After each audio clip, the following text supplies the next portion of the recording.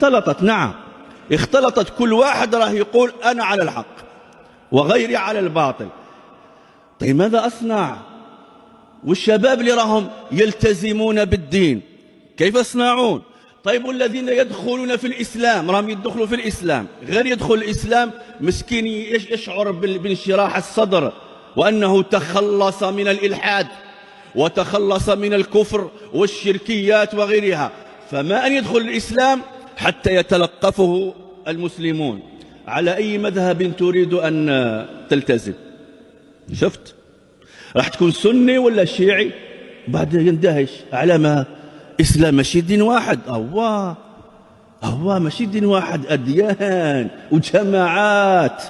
وشاهدت بعيني أيها الإخوة، شاهدت بعيني واحد يدخل الإسلام تلقفه غلاة الشيعة، غلاة الشيعة، لأن الشيعة فيهم معتدلين فيهم غلاة، وأمرنا بالعدل والقسط أن نقسط معهم، هذا أمر رباني لا نظلم أيها الإخوة. غلاة الشيعة ممن يتهمون السيدة عائشة رضي الله عنها رغم أن الله برأها، لما دخل في الإسلام وشهد شهادة الحق، أشهد أن لا إله إلا الله وأشهد أن محمد رسول الله، قالوا له زيد وقول وأبرأ من أبي بكر وعمر وعثمان وعائشة وحفصة.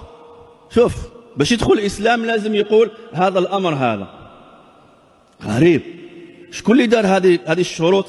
هما. هذا الدين من؟